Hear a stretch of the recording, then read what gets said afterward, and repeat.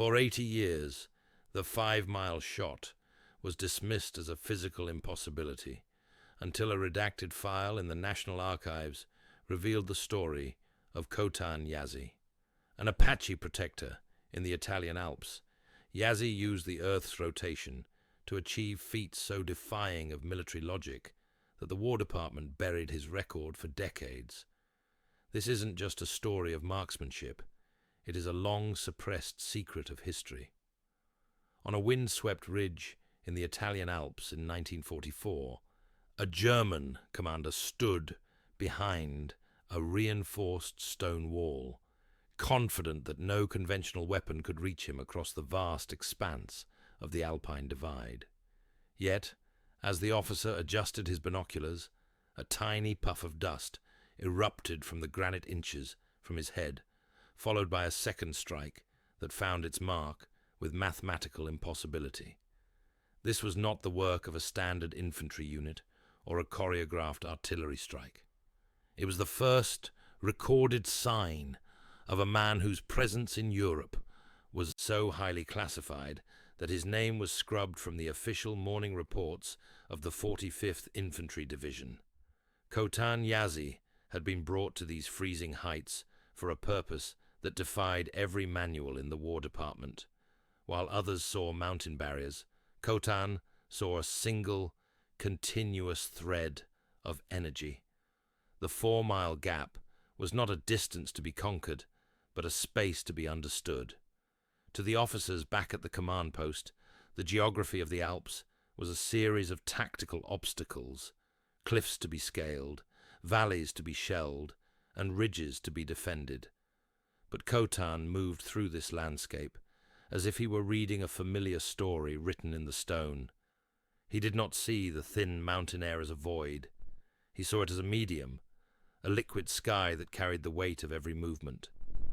The military establishment of the 1940s was built on the cold logic of steel and gunpowder, yet Khotan operated on a plane that seemed spiritual. Observers whispered about a man who did not just pull a trigger, but who seemed to negotiate with the wind itself.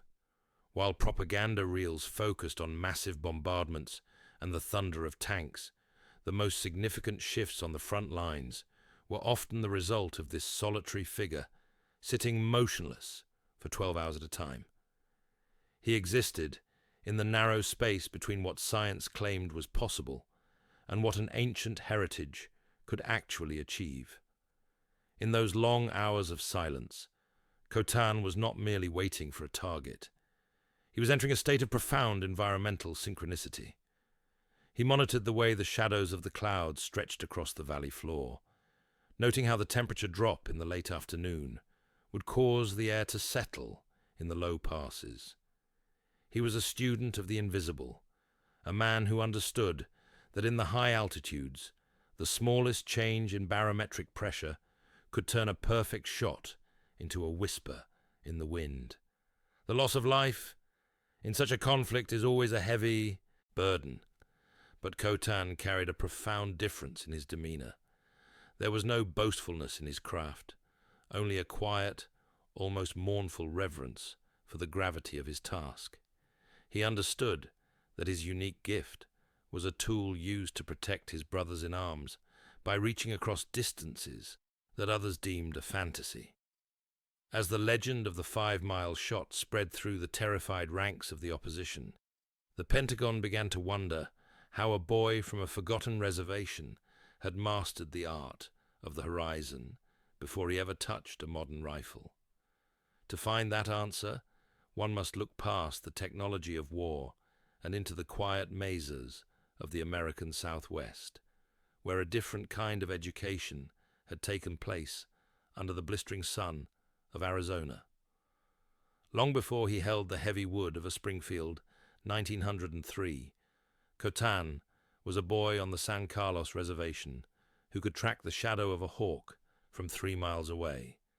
To the casual observer, the Arizona landscape was a harsh expanse, but to the young Khotan, it was a living library of movement and light. Under the tutelage of his grandfather, a man who had lived through the final days of the frontier, Khotan learned the art of eye stretching. This was a traditional Apache technique designed to expand the peripheral reach of the human optic nerve. It began with staring at a single point of light on the horizon until the eyes no longer saw the object, but the space around it. His grandfather would sit with him on the rim of a canyon, pointing toward a distant range that was little more than a blue smudge against the sky. "Do not look for the deer," the old man would whisper. "Look for the absence of the wind." This traditional training was a sensory immersion that modern science struggled to quantify. Khotan learned to match his respiration to the swaying of the sagebrush, treating the wind not as an obstacle, but as a messenger. By observing how a lizard's tail disturbed a single grain of sand, he developed a biological understanding of physics. His grandfather would place small white stones on distant ridges and ask Khotan to describe the exact moment a cloud's shadow passed over them. The boy would sit for 6 hours without blinking, learning to ignore the distractions of his own body. He learned to lower his heart rate by visualizing the deep, cool water of a desert spring, a skill that would eventually allow him to pull a trigger in the narrow window between heartbeats. To Khotan, the world was not a collection of separate objects, but a single, breathing entity. The heart of his journey was the responsibility of the protector. In Apache culture, the scout was the eyes of the people, seeing danger before it arrived, so the community could remain at peace. Khotan walked the dusty paths of the reservation with a gentle spirit, helping elders with livestock and guiding lost travelers. He was a young man who loved the quiet hum of the earth, unaware that the skills honed for survival would soon be sought by a nation in crisis. The government was looking for warriors who could operate in the deepest shadows, but they did not expect to find a man who viewed his lethality with such profound sorrow. Khotan did not want to leave the reservation. He did not want to exchange the smell of cedar smoke for the stench of cordite. But when the call came, he felt the ancestral pull of the shield. He understood that his people had always survived by being the first to see the coming storm. When the recruiters arrived in their polished black cars, they saw a quiet young man with calloused hands and a steady gaze. They did not see the 1,000 years of history behind his eyes. Khotan agreed to serve because he believed the values of his ancestors, courage and the protection of the innocent, were being tested on a global scale.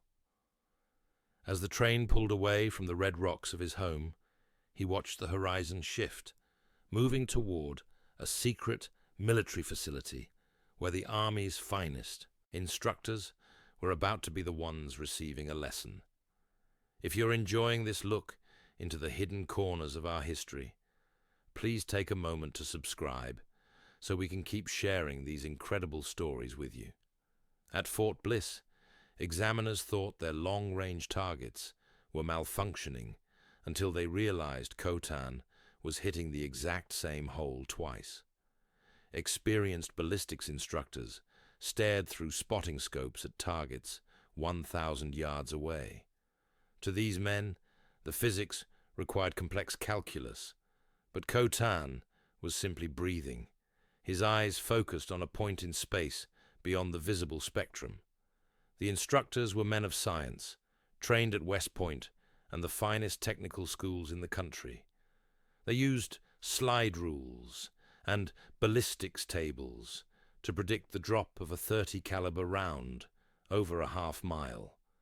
They spoke in terms of coefficients and drag, but Khotan stood at the firing line and simply nodded. He did not ask about the wind speed. He felt the wind on the fine hairs of his neck. He did not ask about the distance. He felt the distance in the soles of his feet. The military hierarchy was built on measurable data, yet Khotan was an anomaly. While others drilled on mechanical repetitions, Khotan sat quietly by the firing line. When asked why he was not practicing, he replied softly that he was listening to the heartbeat of the canyon. Generals from the War Department debated in windowless rooms whether this Apache was a miracle of nature or a mistake in the record-keeping. They began to suspect that he possessed a physiological advantage, perhaps a unique structure in the retina or a neurological adaptation that allowed him to process visual data faster than a normal human. They subjected him to grueling physical exams, shining bright lights into his eyes and measuring the speed of his pupillary response. They found nothing out of the ordinary, which only deepened the mystery. They could not find the source of his power because they were looking for a machine, and Khotan was a soul. As testing progressed, the distances grew, yet Khotan performed with a quiet, humble precision. They moved him to the salt flats, where the heat shimmer created mirages that made targets appear to float in mid-air. Standard shooters were baffled by the light refraction, but Khotan seemed to see right through the distortion. He did not seek approval. He was performing a task entrusted to him by his ancestors. He would often sit in the barracks at night, away from the boisterous laughter of the other recruits, hand-polishing his boots and staring at the stars. To him, the stars were the ultimate targets, distant, cold, and constant. If he could understand the light of a star that had traveled for 1,000 years, he could certainly understand the flight of a bullet across a valley. The army eventually moved Khotan into a program that officially did not exist. They gave him a custom rifle with a barrel forged in secret, a singular piece of craftsmanship designed to handle distances that previously existed only in theory. The Springfield Armory had created a barrel with a specific twist rate and a heavy profile to minimize vibration, including a prototype telescopic sight that gathered light in the deepest shadows. The optics were revolutionary, utilizing rare earth minerals to coat the glass, yet to Khotan, the lens was merely a window. He spent weeks in a secluded workshop, hand-loading his own ammunition, selecting each grain of powder with the care a weaver uses for a sacred blanket. He believed that if he put his own energy into the preparation, the rifle would move in concert with the world. He talked to the metal as he cleaned it, treating the weapon not as a cold tool of ending a life, but as a living creature that required respect. His instructors noticed his heart rate would actually drop the moment he shouldered the weapon. This was the science versus spirit, conflict in its purest form. A government trying to weaponize a human soul, while the individual sought only to maintain his balance. The engineers were fascinated by the way he manipulated the trigger. Most snipers were taught to surprise the shot by slowly increasing pressure until the hammer fell. Khotan didn't surprise the shot. He invited it. He described it as letting the spirit of the lead go home. This poetic interpretation of ballistics unsettled the officers, who preferred the clinical language of the manual, but they couldn't argue with the results. Khotan was hitting targets at distances that necessitated he factor in the rotation of the Earth, a phenomenon known as the Coriolis effect. To a mathematician, this was a difficult equation. To Khotan, it was simply acknowledging that the world was turning under his feet. Khotan remained the humble scout, unaware that he was about to face the mountain peaks of Italy, where a single shot would redefine the meaning of the word impossible. He was issued a specialized camouflage suit, woven from native wool and dyed with the colors of the high desert and the alpine granite. When he put it on, he seemed to vanish, even while standing in the middle of a room. He was ready to go into the shadows of the old world. We'd love to know where you're watching from today. Please leave a comment below and tell us if you've ever heard of these hidden chapters of our history. At Monte Cassino, while bombers failed to break the German line, Khotan sat motionless in a hidden crevice 5 miles away. The monastery of St. Benedict was a fortress that had withstood centuries of weather and war. From his vantage point, the massive stone walls looked like the toys of a child, fragile and small. He had spent 3 days in this position, his body wrapped in a canvas shroud, becoming so still that mountain birds would land inches from his rifle. He did not eat or drink during these vigils, entering a state of hibernation that allowed him to preserve every ounce of focus. The wind at such high altitudes swirled in complex thermal pockets, yet Khotan was feeling the pressure change against his skin. He understood that at 5 miles, the projectile would arc high into the thin air, reaching an apex that was higher than the mountain itself, before descending like a falling star. He watched the ramparts, not with the hunger of a hunter, but with the focus of a man performing a necessary duty. The monastery was occupied by men who believed they were untouchable, protected by the sanctity of the stone and the height of the peak. Khotan waited for a window of clarity that only a person trained in the Apache tradition could recognize. He was not just looking for the target. He was looking for the silence between the gusts of wind. He was looking for the moment when the dust in the air settled and the light became pure. When he finally adjusted his aim, it was at a point in the empty air, hundreds of feet above and to the left. He was aiming at nothing so that he could hit everything. He trusted the invisible currents to carry the round home. The sound of the shot was swallowed by the vastness of the canyon, a mere snap of fingers in a cathedral of stone. Seconds passed in absolute silence as the round traveled through the alpine sky. This was the silent era of the shot, the long seconds where the bullet is a passenger of the wind. When it struck, the German high command was thrown into paralyzed confusion. They did not hear a bang. They did not see a flash. They only saw their colleagues cease to exist, as if struck by the hand of an angry god. They looked to the sky for planes and to the nearby ridges for hidden teams, never imagining the source was a lone man, sitting on a horizon they had dismissed. They began to check their maps, realizing that the nearest Allied lines were miles away. The math did not work. The logic did not work. And in war, when logic fails, terror takes its place. As the campaign pushed further into southern Europe, the opposition felt as though the very atmosphere had been weaponized. They reported commanders being struck down in secure courtyards, with the sound of the rifle arriving only after the target had ceased to breathe. Khotan had become the phantom of the valley, a figure who moved with the grace of a mountain lion. He did not participate in rowdy celebrations, remaining in the shadows with eyes always scanning the distance. He was experiencing a profound internal conflict, the weight of being a protector in a world that only valued his ability to end a life.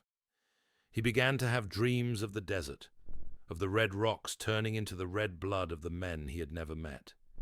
He felt the spirits of the fallen crowding around him in the cold Italian nights, asking him why he had reached so far to touch them.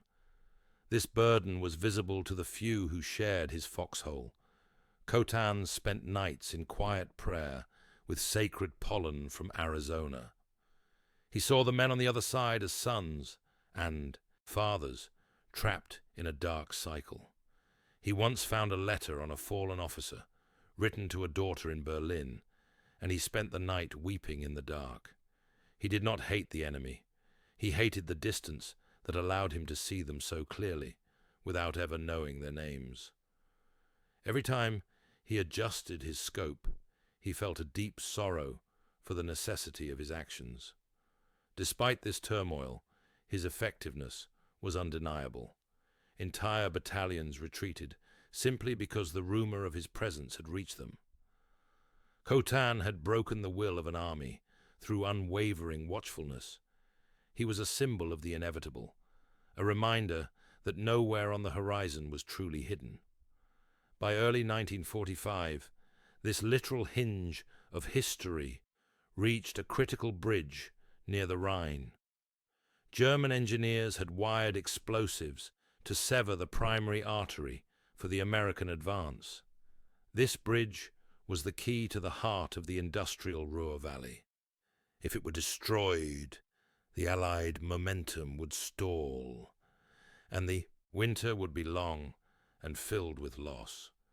The distance was deemed a dead zone, but Khotan was brought forward for a mission of salvation. He stood atop a distant bluff, looking across an expanse beyond the physical capabilities of his rifle's optics. The wind was howling through the gorge, a chaotic mess of air that made the trees bend like grass. Yet Khotan felt the vibration of the earth beneath his boots, waiting for the bridge to speak to him. American generals watched through binoculars, convinced they were about to witness failure.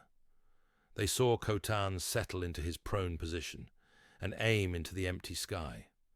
This was the most difficult shot of the war. He was not aiming at a person. He was aiming at a wire, a tiny strand of copper that held the fate of the invasion.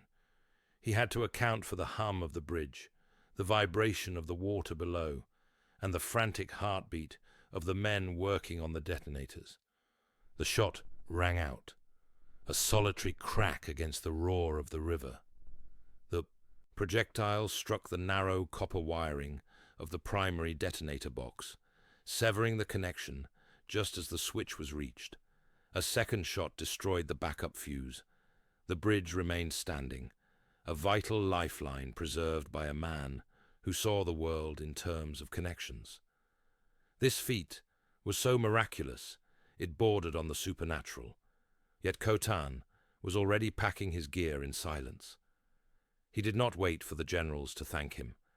He did not wait for the press to take his picture. He simply walked back into the trees. He had fulfilled his purpose. He had been the scout for his nation, the eyes for his people. But as he looked at his hands, he saw the tremors of a man who had spent too much time in the silence. He was ready for the noise of home, for the sound of the wind in the mesa that did not carry the message of passing. When the war ended, there were no parades for Khotan, only a nondescript black sedan and a stack of non-disclosure agreements. While millions were welcomed home, Khotan was led into a mahogany-paneled office in Washington. The military establishment viewed him not as a hero, but as a biological secret that needed to be contained. They were afraid of what he knew and what he could do. They feared that if the world knew a man could strike from 5 miles away, the nature of diplomacy would change forever. They presented documents that effectively erased his specialized service, reclassifying his time in Italy as standard duty. Khotan sat calmly, his hands resting on his knees. He only asked for his old life back, a request the bureaucrats found difficult to process. They offered him money. They offered him rank. He only wanted the dust of San Carlos. They allowed him to return to the San Carlos Reservation, followed by a shadow of official silence. For the first few years, he was a man who could not find his place. He would sit on the porch of his small house and look at the mountains, his eyes still stretching, still searching for a target that was not there. He became a ghost among his people, carrying 1,000 secrets behind a gentle smile.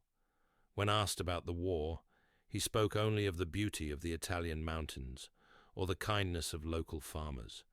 He chose to bury the memory of the conflict deep within the earth and return to the traditional ways, finding a profound and heartwarming peace in the simple rhythms of the desert. He proved his soul was more resilient than the military had imagined, transitioning from a weapon of the state back into a pillar of his community. He began to learn the old songs again, the ones that were meant to heal a warrior after the battle.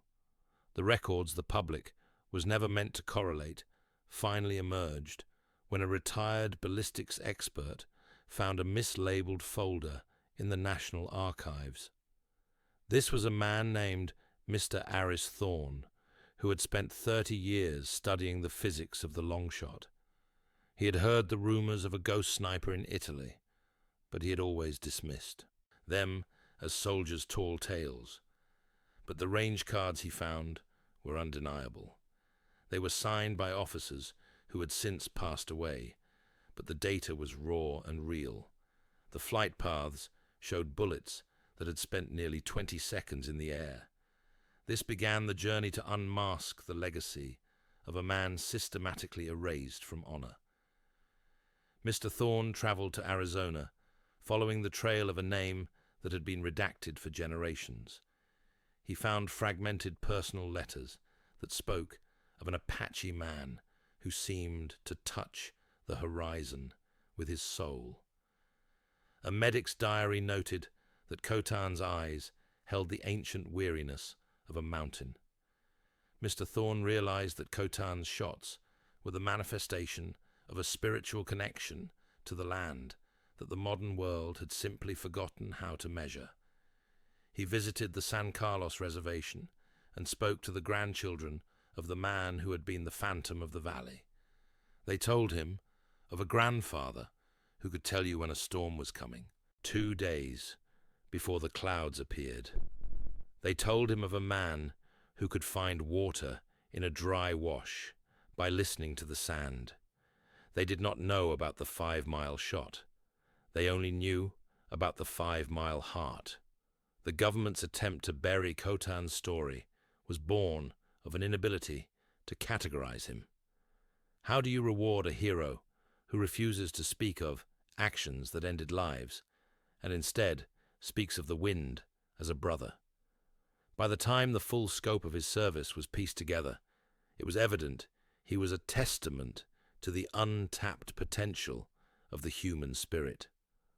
Khotan Yazzie passed away in 1992, leaving behind a community that knew him only as a man of peace. He reached the end of his journey in his sleep, his face turned toward the window that looked out over the eastern mesa. He had finally reached the ultimate horizon, the one that no telescope can find. The transformation of a warrior back into a man of contemplation is the most heartwarming chapter of this in history. Khotan dedicated his final years to the restoration of Apache ways, teaching youth that true strength is the ability to remain at peace within oneself. He would take the young boys out into the desert, just as his grandfather had done with him. He didn't teach them how to fire a rifle. He taught them how to watch a butterfly without disturbing the air. He showed them that eyes are not just for targets, but for recognizing the interconnectedness of all things. The man, who had been a formidable presence on a 5-mile battlefield, spent his hours relocating stranded tortoises to safer scrub. He was a man who understood that every life, no matter how small, was a thread in the great blanket of the world. This balance is the ultimate payoff. The military tried to turn his ancestral gifts into a tool of destruction, but they failed because his precision was a result of his reverence for life, not a detachment from it. He carried the burden of the war, so others would not have too, then laid it down with rare grace. He proved that the human spirit is not a thing to be weaponized, but a thing to be nurtured. His life was a bridge between two worlds, the ancient world of the scout and the modern world of the soldier, and in the end, the ancient world won. He returned to the silence, and the silence welcomed him home. Khotan Yazzie proved that the greatest legends do not always make it into the textbooks, but they live on through those of us who refuse to let their stories fade. If you believe this hidden chapter of American heritage deserves to be remembered, please hit the like button and subscribe to join our community of history seekers. Your support is the only way we can continue to uncover these lost truths and keep the light of history burning. Thank you for watching. The files in Washington remain sealed, yet the truth has a way of rising like the morning sun, ensuring the connections Khotan protected remain unbroken for generations to come. As the sun sets over the Arizona desert, casting long purple shadows across the mesas Khotan once roamed, we are left with a powerful realization. Real strength does not come from the ability to inspire fear from a distance, but from the courage to return home and live a life of meaning and love. The phantom of the valley is gone, but the horizon hunter remains, watching over the land he loved, reminding us all to look a little further and breathe a little deeper.